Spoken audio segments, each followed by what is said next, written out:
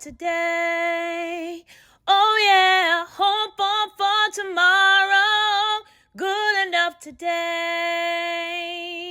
Hi, everyone. Welcome to Good Enough Today, the podcast where we share stories from people who are showing up authentically even when life gets tough.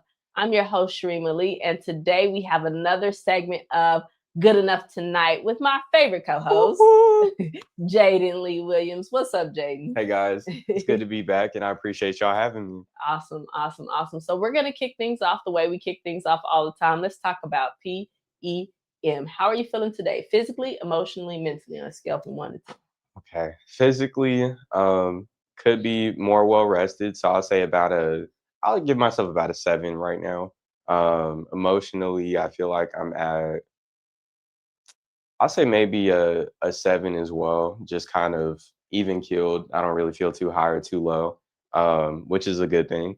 And then what was the last thing? Mentally, honestly, mentally, I'll give myself about a 6 right now, just because I feel like I could be a bit more organized and just a bit more, um, attentive to details. But other than that, I mean, I'm feeling pretty good. I feel like today is still just getting started, so I'm gonna make it a good one. Awesome. That's great. My PEM for today, I would say physically about a 5.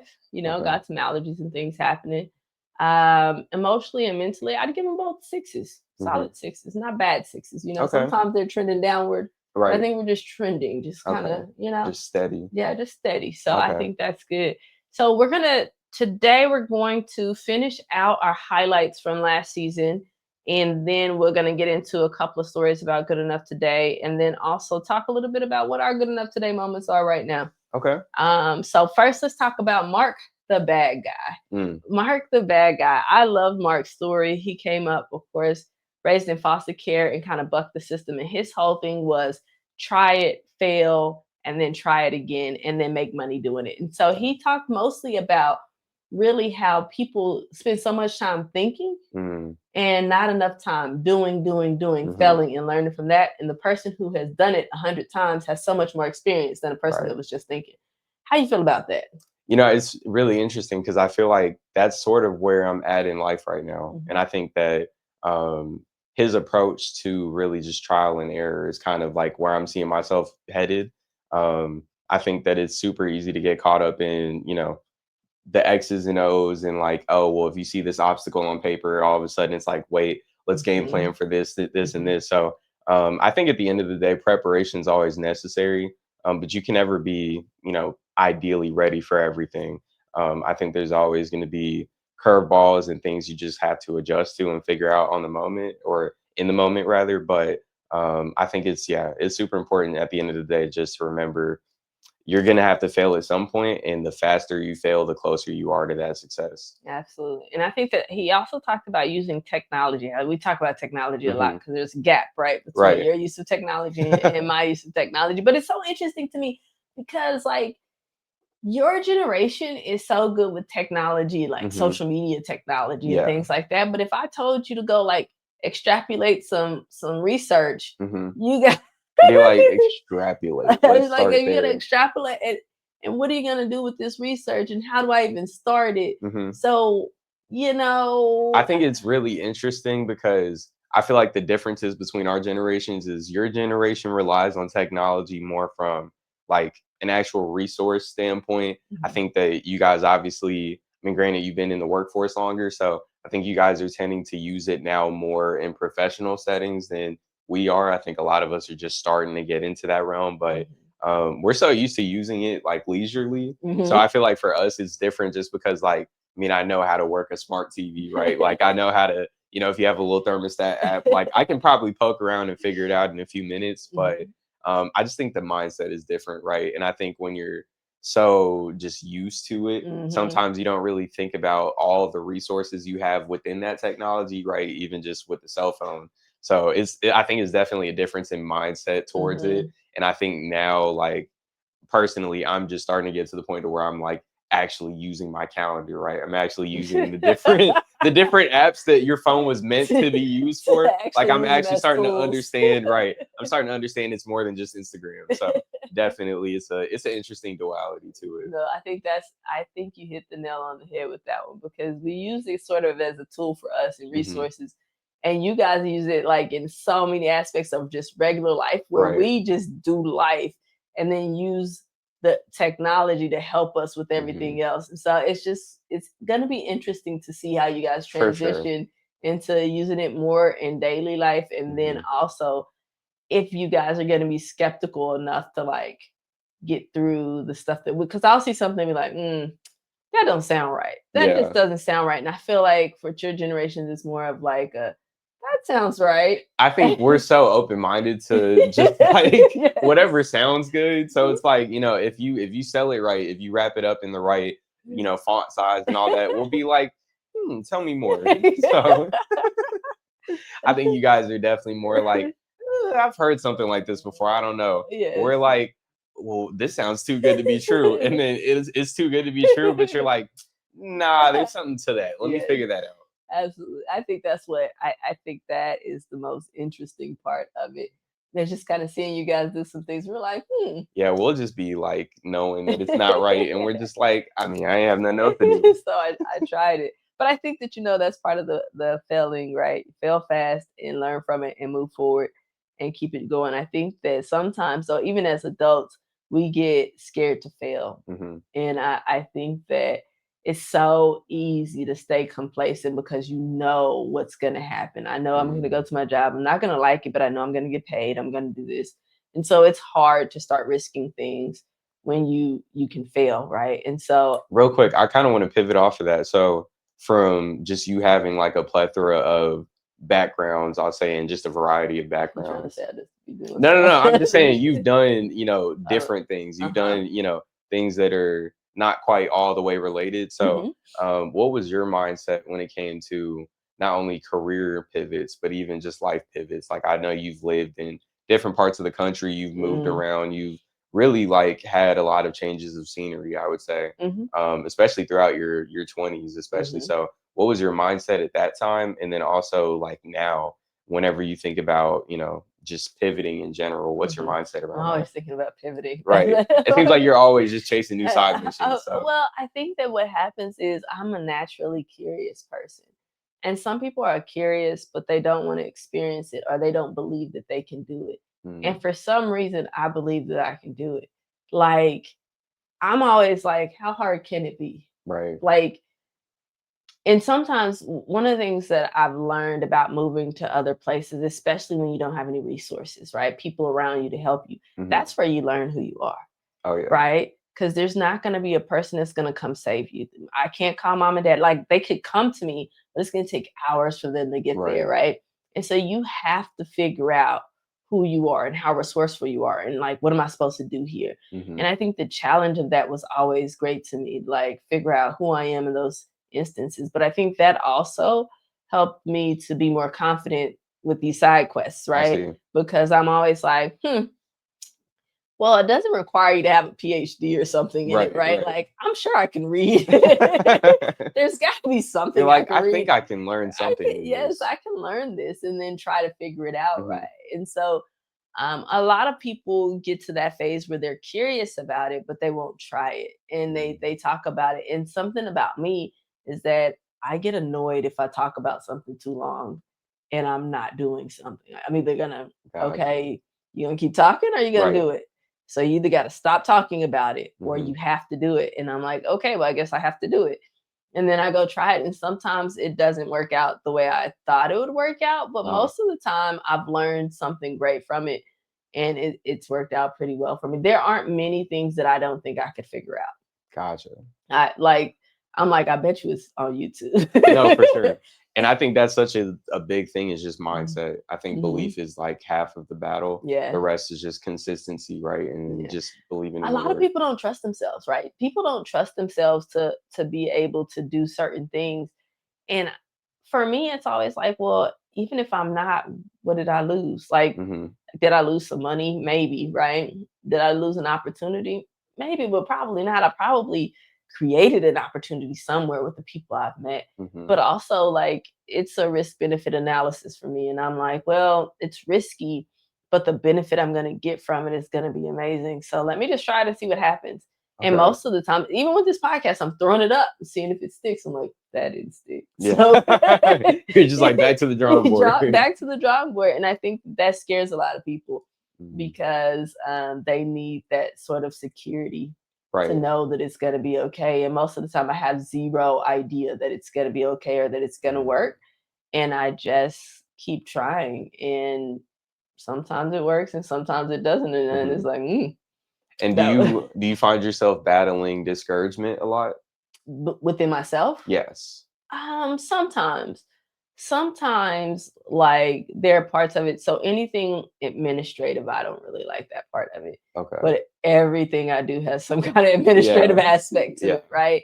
And so that part, I'm like, man, maybe you shouldn't. And sometimes, like now, I'm like, you're spread pretty thin. Maybe you shouldn't add anything. Maybe you can get some help. But the discouragement usually comes in the form of, am I good enough? Right? And I don't mean good enough in like, people hear that and it's like, well, you might have your self-concept or your self-confidence might be good. But it's more like, am I fulfilling the purpose of what I'm supposed to do? So it's me comparing it against my own standard. Right. Of like, did it look like I felt in my heart when I dreamt it up? Right. Right. Did I give everything that I had right now? Am I doing what God wants me to do when I'm doing it? Right. Like, can I really do that like that? And then most of the time I'm like, well, let's go see. Let's go see it. Is. Like, and then you just figure out. Like, well, that didn't work out. Yeah.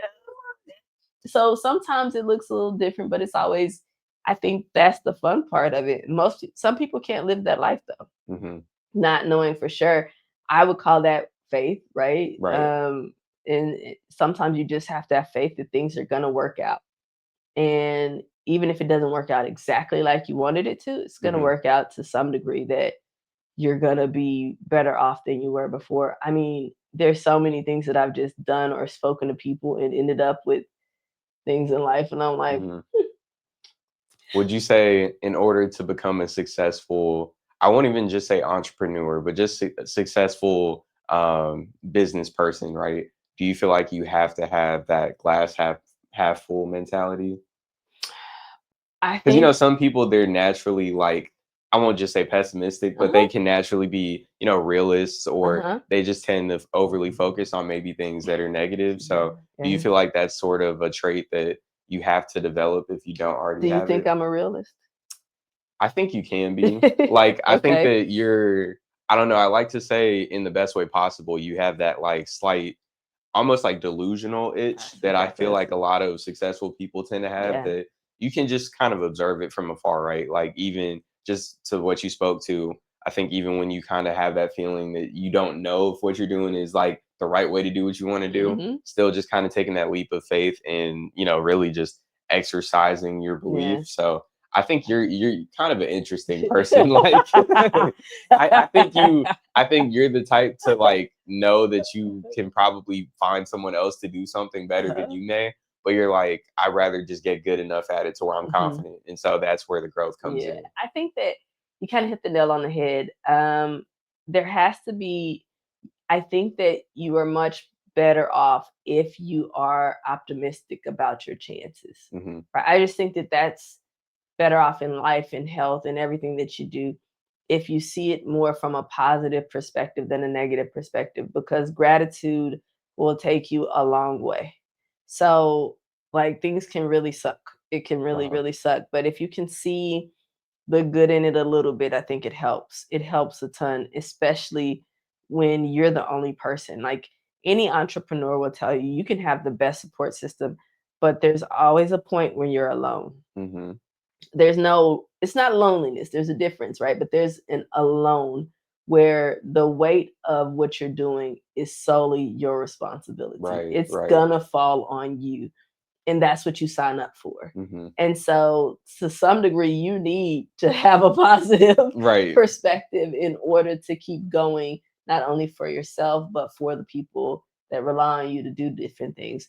But the other part of that, yes, you have to be delusional to some degree. Like, I feel like I'm going to have millions of dollars and I'm going to have this conglomerate of companies and I'm going to have 6 houses and I'm going to have these things. And these 6 houses are not just like huge mansions, but this is the real estate profile that I'll have. And I have no idea where that's coming from, but I know that I built my house and I put CLL number 1 because it's the first one in the driveway, right? And so that's probably delusional. I mean, but you know what? I think that you have to see it to believe it. Yes, and I think that a lot of people are like, well, you know, you're just talking crazy, but let me be crazy. Yeah. Right? Let me be crazy and have the audacity to dream big, right?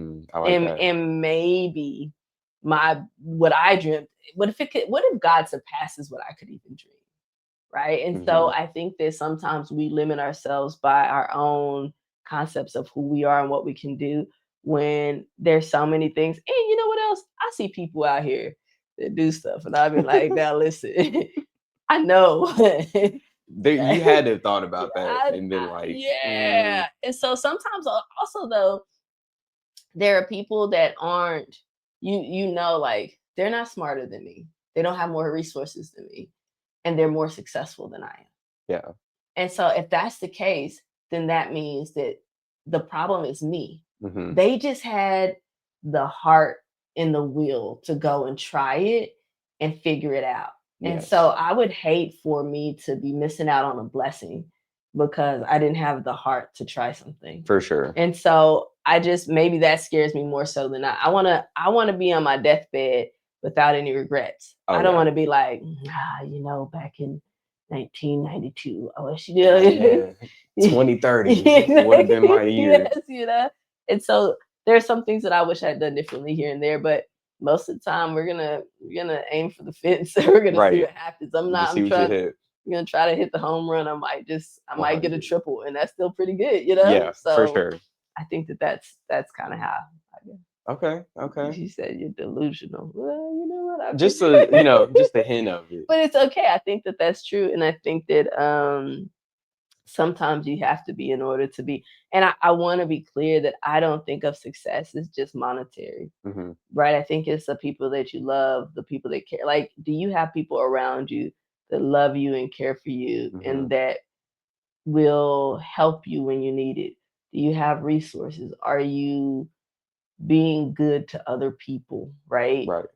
Because that's how I measure my success. The stuff that I talked about as far as the companies and the houses, those are things so that I can serve other people.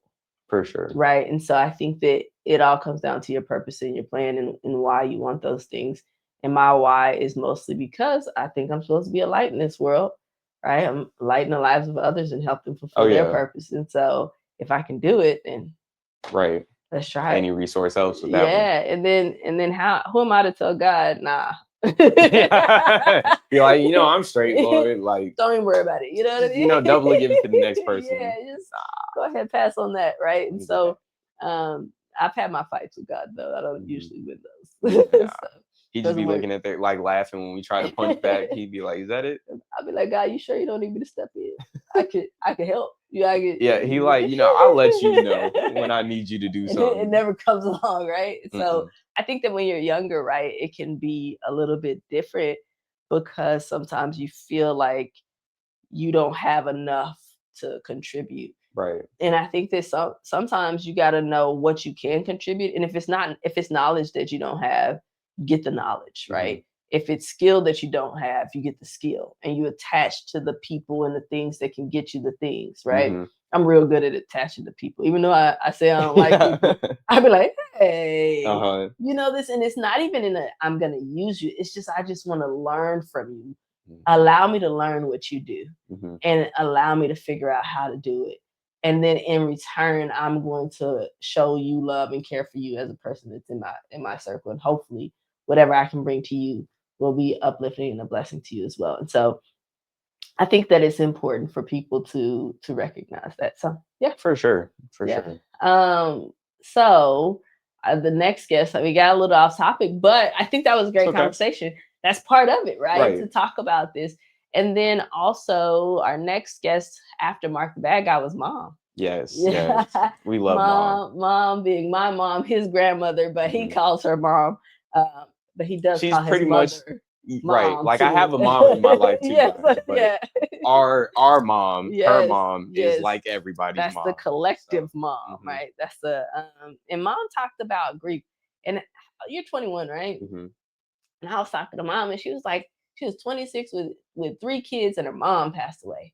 And yeah. I was like, dude, how did you do that? hmm Like, I mean, I am That's 40, crazy. and I'm like, I don't have You 3 still kids. have to, yeah, like, and you still calling, dad every now and Yeah, then. like Like, what's that's a lot. that's a lot. And so it's interesting. Mom talked about one building a community. And I think that that's something because she was in California. We were in Uh-huh. California, so she was away from her family and all those things. And I think that's sometimes something we take for granted. How do you feel? Do you feel like you have a community outside of us, right? hmm Have you been able to build a community? I think when we talked about moving away, hmm that's probably the hardest part is trying to start to rebuild a community of Right. people. Recreating that sense of home in a Hmm. way. It's really interesting. I think, man, that's a really interesting topic. I think for me, I have like my little almost like microbiomes, if you will. Like Hmm. I have my different circles of people that I can go to.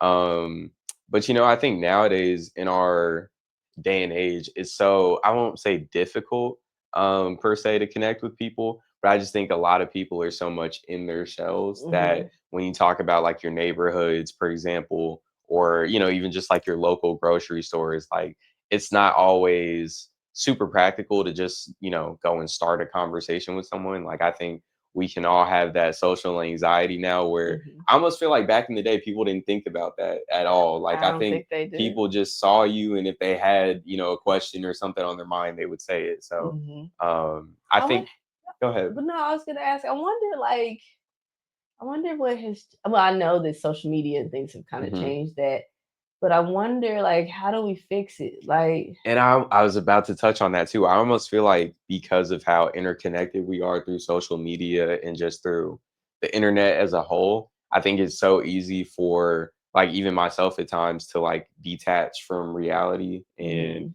even if it's like excuse me, even if it's like subconscious, I think there's just so many distractions now mhm, that our sense of community and what that really looks like can even become blurred. And I think mhm, for myself, that's kind of the case. I think, I have like moments where I'll interact with people that I just come across, and mhm, right, like that's something I strive to do every day. I strive to like talk to new people, mhm, ask people how they're doing, but it's tough to say that I have like a true sense of community. And I think that's kind of one area that I want to see growth in within my mhm. life is just not only being able to like talk to people and interact, but actually being able to, touch someone Yeah. and be that helping hand that someone else may not have. So yeah, I think that's something I want to build on. It's so interesting that you say that because I see some of the younger people when we have like networking events hmm and they don't know what to do. And I'm like, I am an introvert, but and maybe it's because when we were younger, they say walk in the house, you talk to people, you speak,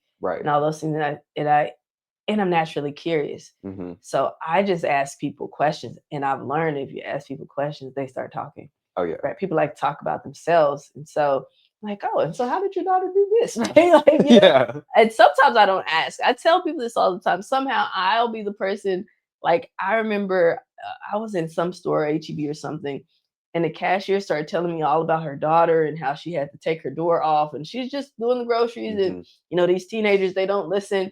And then I went back and I was telling Nisa the story, like, hmm hey, the cashier, she was telling me about, she was Yeah. like, how did you get to this point? And it'll just start from, hey, how are you Yeah, doing? like, and I think that as we talk about good enough today, that's part of it, is trying to build communities for people to talk about what's going on in their hmm lives, right? Because I think that if you don't have that community, it makes things so super hard. And mom talked about that when she was in California, that her community helped her to understand and get through the grief of her mom hmm passing away and having to deal with all those things, right?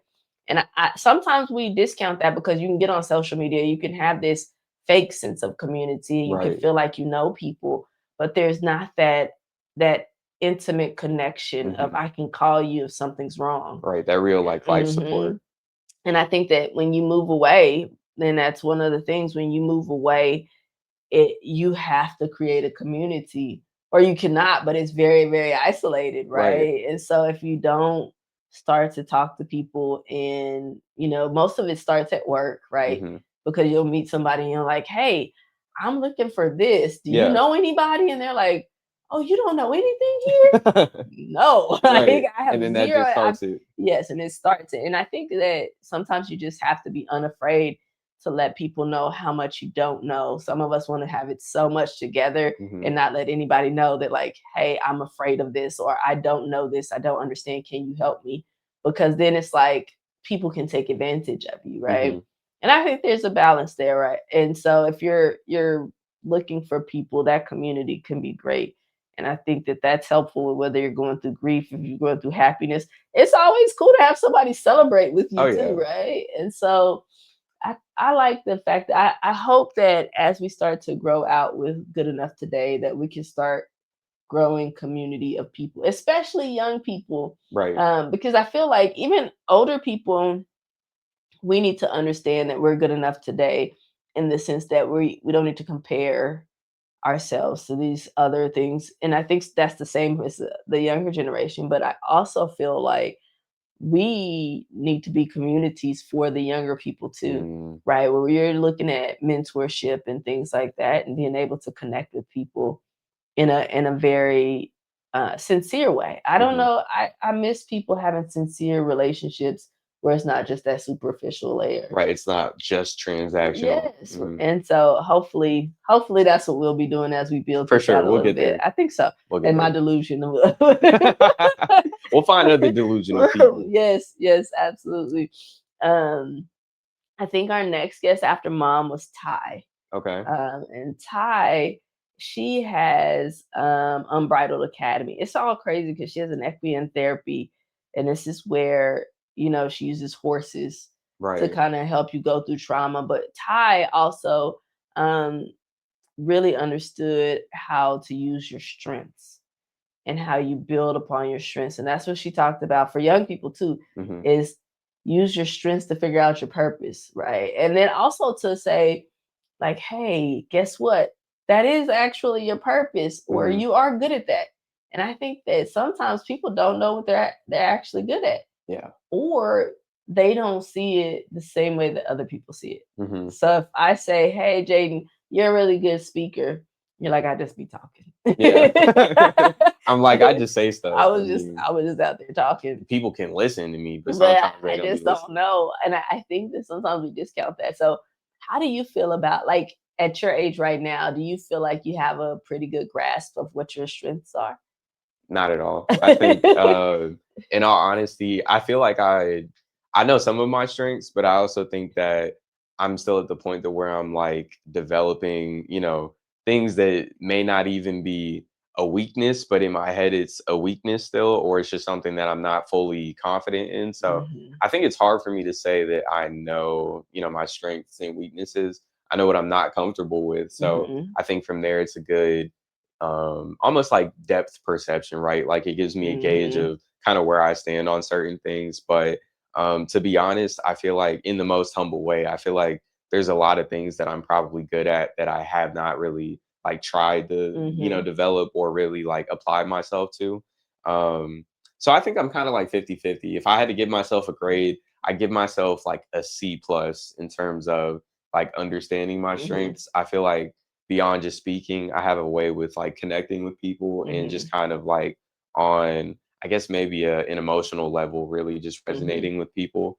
But I feel like there's just so many different nuances to that, and even just in the power of listening too. And I think that that's like an area where I've developed a lot in the past year or so, just becoming a more active listener, and then also just being a more intentional listener. Not really, listening to respond, but actually, like you said, listening to learn, and then also just receiving at the end of the day what the other person has to offer. So I think that's a big thing for me, is just like the fact that I'm still young, just understanding like there's probably more to everything than what I'm seeing. So just, taking everything with a grain of salt. I think that when I was younger, I don't know that I understood my strengths as strengths, Mm-hmm. right? I think I knew that I might be good at it, Right. but I didn't understand the power that comes with understanding how to make it work for you. Yes. And I think that there are some people who just know. I was never a person that just knew. Mm-hmm. I know that I can connect with people and build relationships, but I haven't recognized until here probably recently that my ability to build relationships with people is helpful in a lot of different ways, and that that's not something everybody can do. Right. And Because that's the thing too, is like I think, especially with us being like introverted extroverts almost, Mhm, like it's easy for us to just, you know, allow our feelings to box us in a mhm. place, and then we're just like, but that's not really me though. But Yeah. then it's like, you be doing stuff, and then it's like, Rima, is this your first time have you done this before? Like, I think that's a big thing, and it goes back to what we said about just self-belief. I Yes. think a lot of it is really belief. I think that when you have that itch of delusion, or just that, Mhm. that strong sense of belief, I think it's so much easier to not only like grow yourself, but also Mhm. just grow from your environment. And I think that one of the things that especially when I was younger, not so much now, but sometimes now too, I focus so much on growing that I focus on growing the things that I don't feel like I'm good at, Uh-huh. but not actually like tuning the things I'm really good at. Mm, And I think that that's something that Todd spoke about, was like, if you can make your strengths, like your strengths are already there, right. and you can pair with other people who have the strength, the weaknesses, the strengths for Hmm. your weaknesses. And I think that sometimes because the weaknesses, we as humans focus on the negative so much more. Like if I punched you in the face, you're gonna remember that punch 10 Hmm. times more than you're gonna remember the times that I give you a hug and say I love you, right? Right. And so the negative outweighs the positive so much that it really, really kind of weighs down. And I think we do that. We have a natural tendency to do that. And if you focus on, and people will tell you what you're good at, Hmm. sometimes we just don't agree. And I'm kind Yes. of stubborn, if you haven't noticed. Hmm. I'm kind of stubborn. And so people be like, well, you're good at that, but I don't want to do Yeah. that. You're like, no. Yeah, no, sure. I hear you, but Uh-huh. pivot over You're here. like, that's cool, but I know somebody else that'll Yes, do that yeah, though. somebody else can do that, but I Hmm. don't want to do that. And sometimes that's God though. Sometimes God's like, hey, guess what? Yeah. I want you to do I this want you here. to do this. Get Like, but outside of your own but self. can we go this way? And God's like, Hmm. you can, but you're gonna come back over here. Yeah. He's and, like, all right, you'll see. and I think that's part of it. I think that really, really not being too hard on yourself about those things that you can grow in, and then also really trying to grow your strengths and figure out how they can work for you into build. And some people, like I said, just have it, Hmm. and they know what their strengths are, and they're like, ah. And I'm like, oh, you picked up on it and you ran with it. I had to go Yeah. through the mountain and the valley Right. and get hit on the head a couple of times. And sometimes, I think that we just have to respect our journeys for what they are, Hmm. and understand that we are people and humans, and there's a different process for everybody. So as your journey, and what we're gonna do when you before we record again, and we're going to do your Gallup strengths test and see what Okay. the Strengths Finder says for Gallup, and we'll see, and we'll come back and talk about what your strengths Nice. are. Then you'll at least know what they say they Right. are, and they don't change much over time. They might change a little bit, Hmm. but sometimes it just doesn't change as much. I've taken them in different career paths, and Okay. it's very interesting to see. So I Interesting. think that'll be Is it helpful. kind of like an analyzation of your personality type An in a way? analysis of my personality type. I was like, what would you call that? Like a An analysis. synopsis?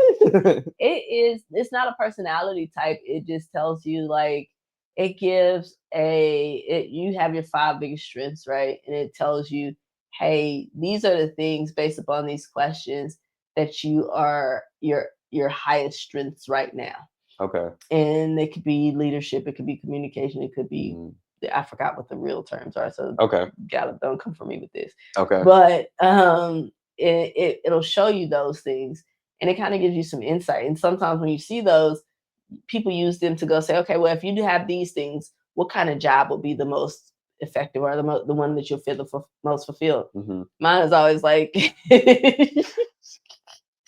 sometimes it just varies, right? Uh-huh. Especially because I tend to score high on logical things. Like Logic is always high, no matter which personality test or test I take. Logic is real high. And that's so just where you read a lot into. I'm just a logical person first, and then I'm emotional next, and sometimes that's not good. Yeah, Sometimes, I mean, but I think we all have that switch. I think Yes. some people rely more on like reading into the what is that, the gray area, if you Yes, will. yeah. But I think sometimes you just got to be black and white. Yeah, Like sometimes it's like, nah, that doesn't make very much sense to me. Why would Yeah. we do that? You're like, but that says 2 + 2 = 5. Yeah, I don't.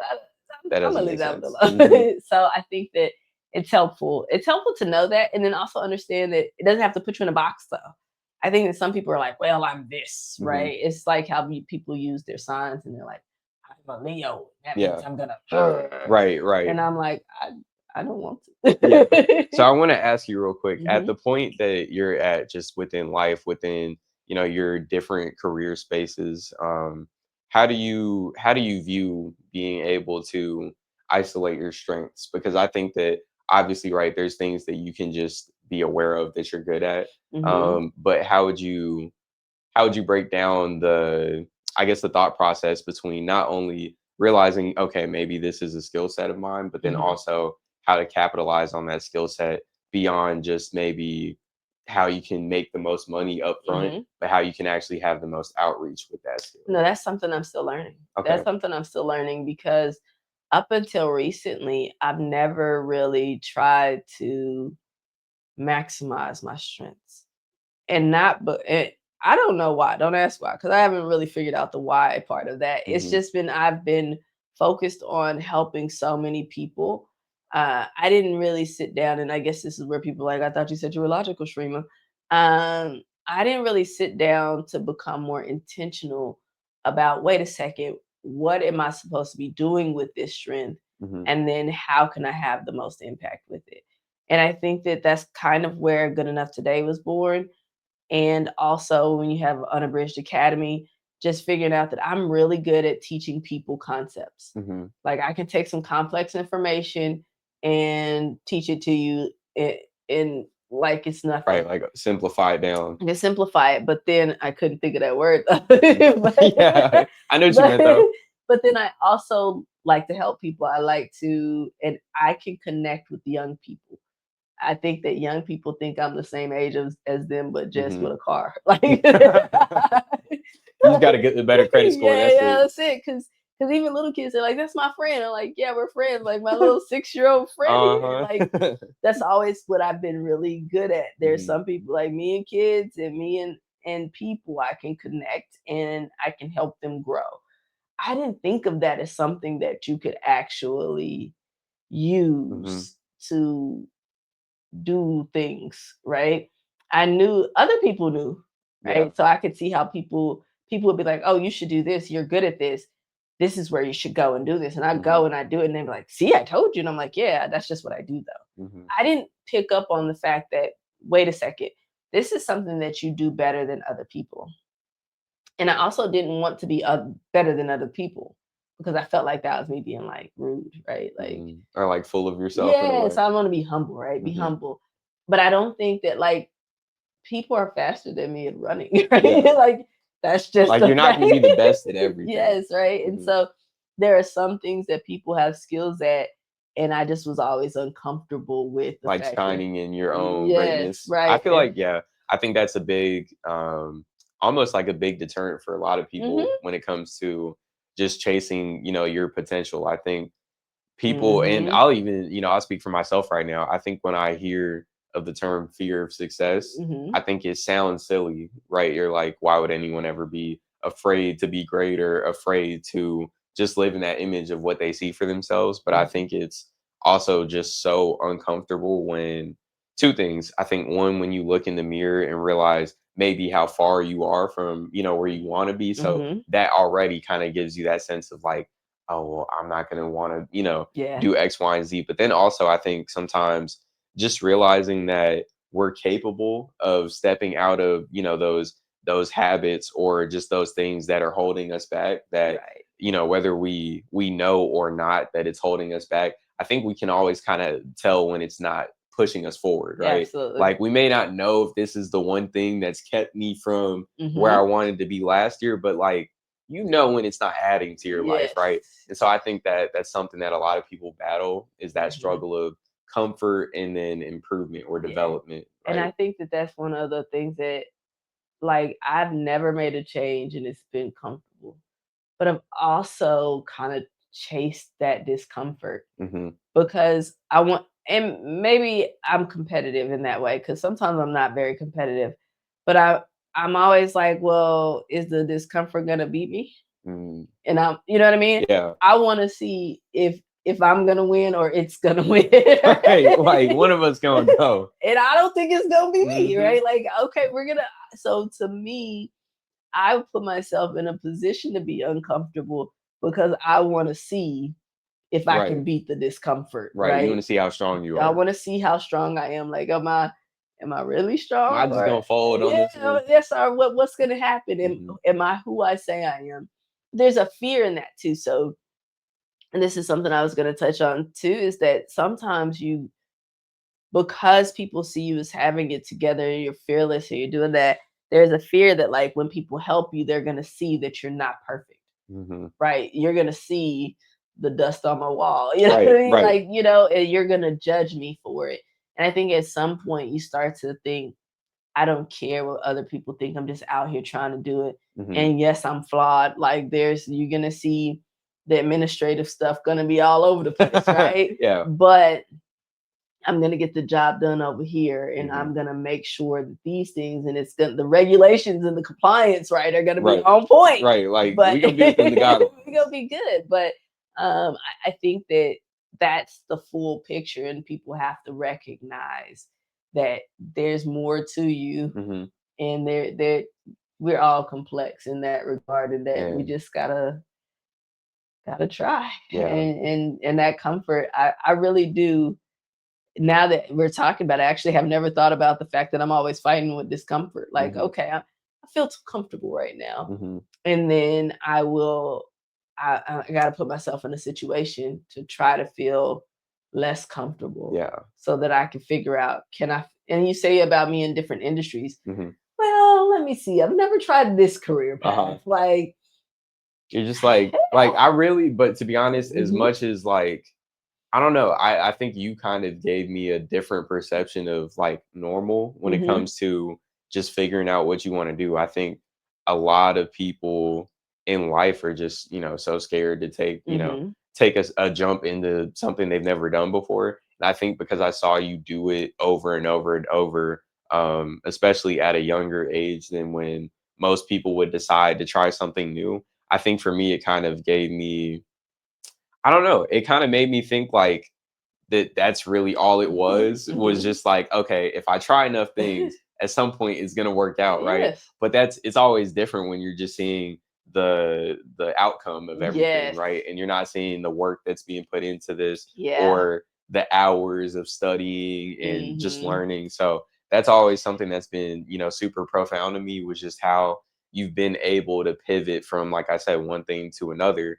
But that's also something I'm starting to understand is like with that boldness of being able to take those steps, right? You also have to be, for lack of better terms, comfortable with that state of learning and Yes. that state of Yes. like You're ground gonna be zero. trash. Yeah. You are Yeah. gonna be trash at it. Like, I mean, if you even look at like my editing of the videos Hmm. from the beginning to now, I still suck, but I'm like not as It's bad. been a I'm like my progression though. level of suck is Hmm. less, right? And I think that we want to be like, I want it to look like it does on Right. NBC. Like I don't even want my name associated with it until it's Yes. like top tier. Right, but if I waited until I got great, Hmm. then when am I going to be practicing and putting it out there and giving the message? Right. And Right. so sometimes being in that state of discomfort and learning, and like I tell people this all the time. I'm like a toddler in a lot of ways. Right, I get the kids meal at the restaurants, but kids have no fear of like all those things. It's Right. just Like they like, have no true ego. yes, it's just like, all right,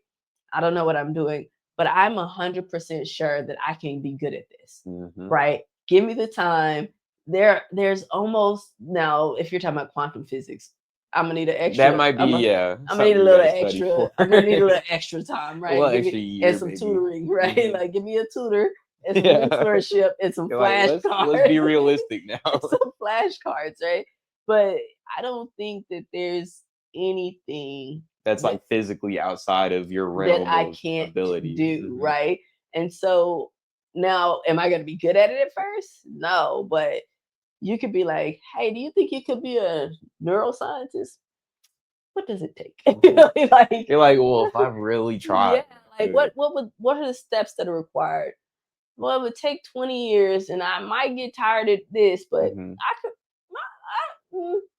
Maybe. What about a surgeon? I don't really like blood, but if you mean just going through here and doing Mhm. this and doing that, I mean, I could probably study it.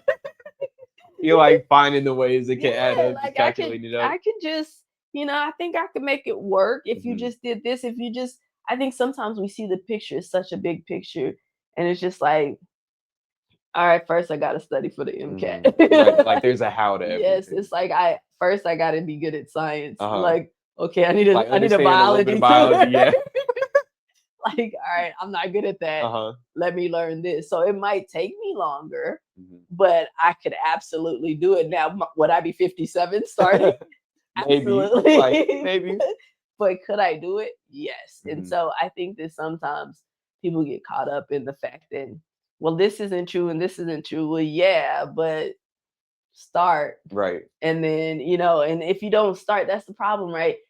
I might start and I might be doing the biology flashcards and Mhm. like, let me just learn about the bones and the structure and this. And I'm taking the class because, I got a BA instead of a BS. So I probably would have to get science classes mastered Mhm. so that I can take a couple of those, the lower level sciences in order to just get into medical school. Right. And Gotcha. so okay, I got to take those lower level classes. And if Mhm. I start those lower level classes right now, those are going to suck, but I'm starting the process. Yeah. But if I waited and like, I got to wait until I learn Then you're everything. gonna be And like then it's starting 10 years yes, later. 10 years later because life keeps happening. And then I'm waiting for the exact moment for it to be the best time. Right. There's never a best time to do Mhm. anything. Sometimes you got to jump off that cliff or out that plane or wherever and just go for Yeah, it.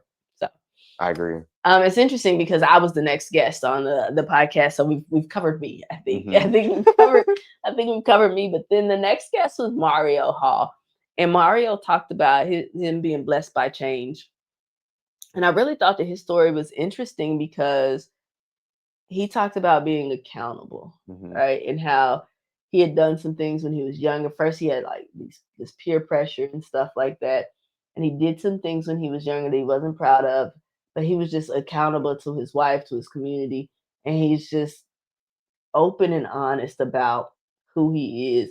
And I was like, I don't know about Yeah. that.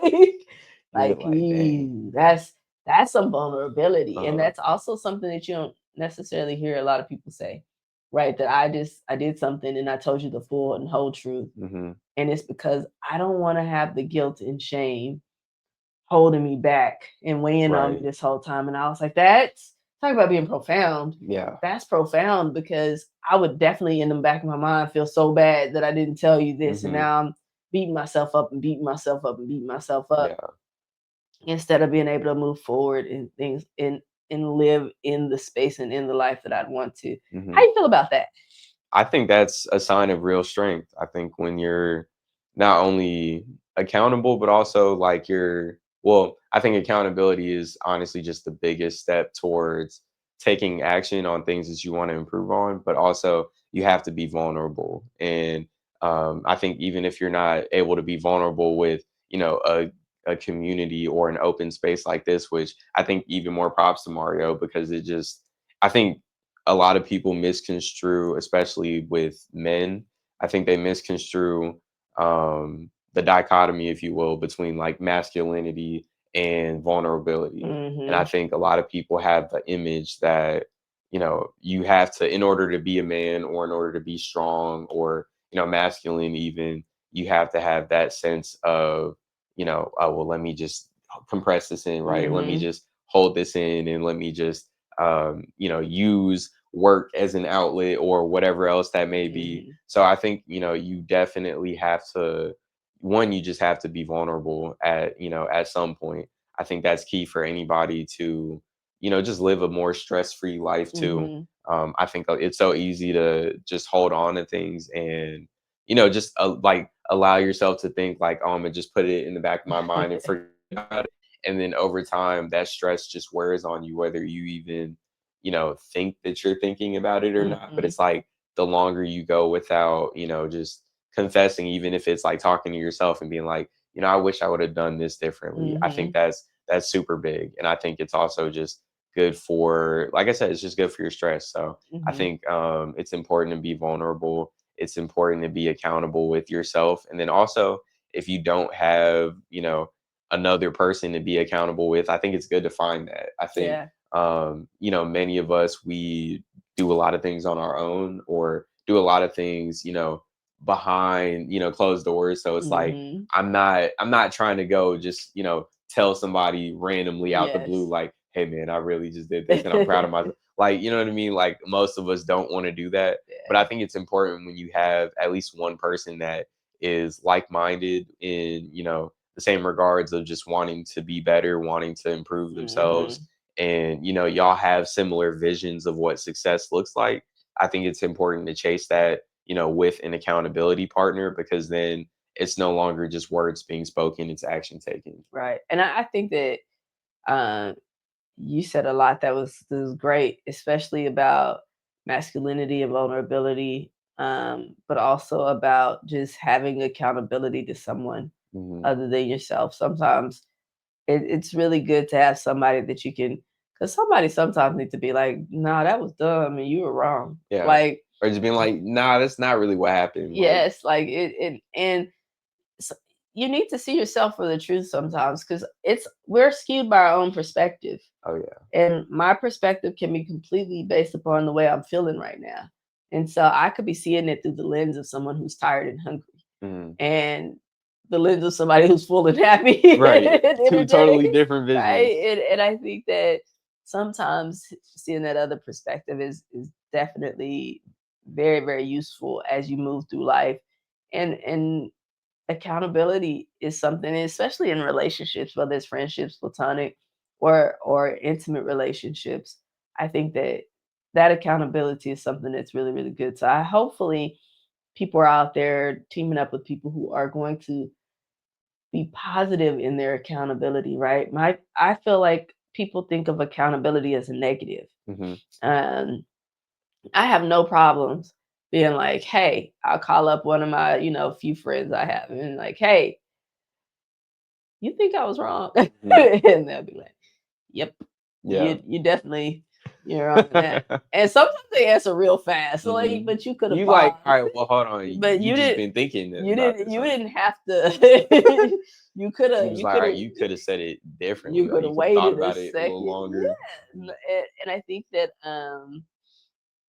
I'm happy that there's somebody who will call me out on my BS, because sometimes I know that I probably wasn't right.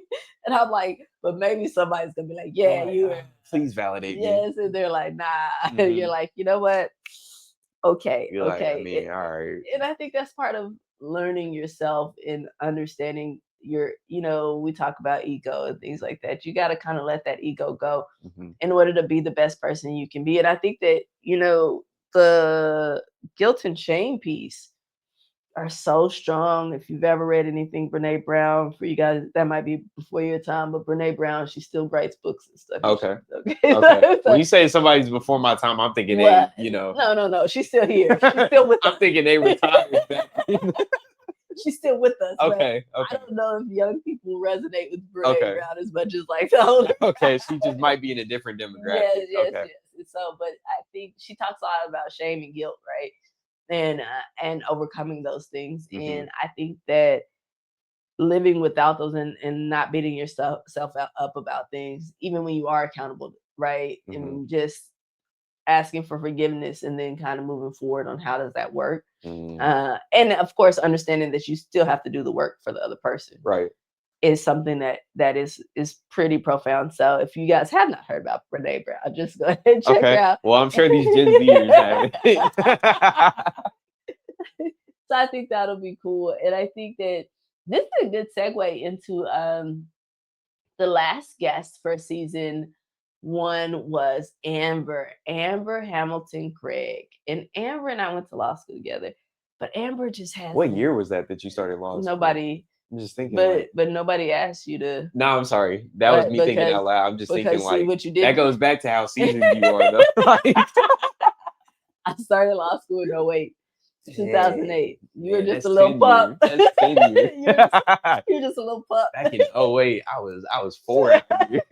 I was picking you up from daycare. Yeah, you was out here living life. Like, it's so I was crazy. a for real adult. You were an adult. Like, and, you know, it's so funny, not to get too off topic, but it's so crazy when I think about our age gap. Yes. Because just like you said earlier, like, especially when I was a kid, I didn't think he was that much older than me. Like, and I'm not gonna lie, for a good, like, probably 5-6 years, I thought you were like 21. Yes. Like, I was just like, you know, even though I went to your law school graduation, I was like, you know, it had been a handful and I'm just thinking like, yeah, she just graduated college. Yes. Like, yeah. She's having her first job, and then it's like, oh, she's having her other first job. Like, so it's interesting. That's why I said kids really think that, like, she's just. And it's weird now because, like, I'm looking at, like, our nephew, well, her nephew, my little cousin, but he's pretty much like my nephew. And so I'm just thinking, like, it's so crazy because I almost have the same age difference between me and him. Yes. And just, like, I'm seeing him grow up so much. And I still feel like I'm growing up, but I'm just at that, you know, that state of maturity where it's like, you know, you're really starting to learn who you are as a person. And I'm just thinking, like, man, it's crazy because, like, one day he's gonna look at me like I'm old, and like, I'm gonna be like 35. Exactly. Like, he's gonna be like, he already, as soon as he can start like, thinking. that's what I'm saying. He probably thinks right now I'm already like 30, and like I'm gonna just be old. Like in 5 years, I'm just like, it's crazy. Yeah, no, it's interesting how that works. Yeah. I think that it's funny thinking about that, but yes, you grew up with me. It's crazy. But I think it also speaks to like just the youthfulness of I guess just living in today's society. Yeah. Like, this is one thing I've been talking about with like people at my job is like how it almost seems like now 35 is like the new 25. You know what I mean? Like, and I think partially it's due to like how we have so many technological advancements in, you know, obviously like skincare, hygiene, and all that good stuff. So I think the quality of living is definitely trending in the right direction, but it's just super interesting because it kind of gives me hope a little bit because I'm like, all right, maybe I won't feel too bad when I'm like 30, but it's interesting. Like, I think that what we think of when I thought about being old, I thought about like decrepit, right? Like, yeah, like when your bones start to creak, like you start to get the knee replacements. Let me put some ice on it, right? Like, although I did have to ice my back the other day, so maybe. I was gonna say sometimes I be needing the IT hot. I'm like, how old am I? But you know, I think that a body in motion stays in motion. So you see me walking and doing the things, and it's because I want to be the 80-year-old that's walking around doing things for herself. And I think that it's important to recognize when you're younger that the habits that you create then will be the things that resonate with you when you're older. And so this is what I'm doing today is not for me today, just for me today. It's for me in the future too. And so I think that that's important because we kind of lose that. And first off, 35 is not old since I'm older. It's not. It's not. But to be fair, I get it because I thought the same way. I think that as you get older, you start to. But sometimes now I see like these 80-year-olds now they out here like doing Zumba classes, looking like they 50 or something. And I'm like, okay, well this gives me hope because I can lift weights, I can do all these things and live a very, very joyful and active life even when I'm older. And I think that that's important to recognize that being old doesn't mean like, you know, I always think about, I don't know if you saw the first Charlie and the Chocolate Factory or Willy Wonka. Yeah. You know them old people that was in the bed? Yes. And I'm like, he was like, now that's old. That's old right there. Like, I ain't trying to be Charlie. Yeah, you know, on like your last leg. Hey, they was in that bed forever, and I was like, nah. I remember watching that thinking, like, do they use a bathroom in that bed? Like, I got questions. Do they get up to shower? And I'm like, so we just gonna lay in the bed? Like, right. Like, when's the last time y'all watched these bed sheets? I want no part of that. And so as much as I can, if God gives me the ability, I want to not have to lay in a bed like Yeah, that if I yeah. don't have to. That's so And funny. so that's kind of what I think of getting old. See, we got off topic. We were talking I know. about We were talking about Amber right. and living authentically. And I went to law school with Amber. Yes, yes, And yes. so Amber, Back to you and your youth. Amber though is so freaking awesome because Amber is just like herself everywhere. Like she is authentically her. She has an accent. She likes her makeup. She likes her heels, but she's not coming across as like she's trying to do it to look a certain way or be a certain way. It's just who she is and what she likes. Okay. And I love that about her. And I'm like, you know what? That is so awesome. Like you are just a person. We used to be in law school and she would talk, but she works so hard. She works so hard. And I think people discount that because they're like, oh, well, you're pretty, you do this. And I'm like, she like works. she has to have some privileges. Yes, or she something. works so hard to get everything that she has.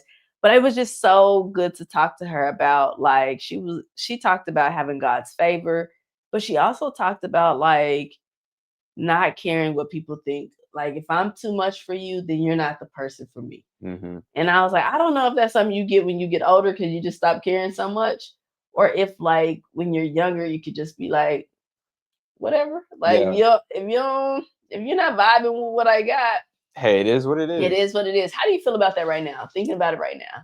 I think it's it's interesting. I think there's times where you can kind of get caught in like wanting to be a people pleaser, like wanting maybe that one specific person to look at you a certain way.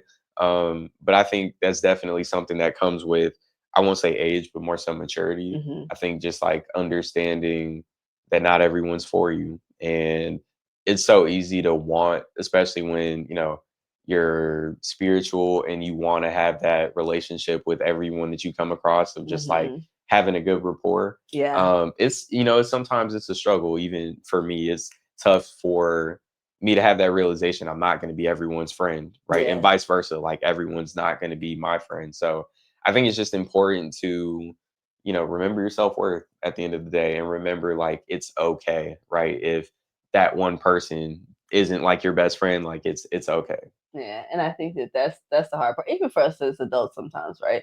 You kind of want to be in a circle, you want to get into that organization, or you want to get into that job, and the rejection is never feels well.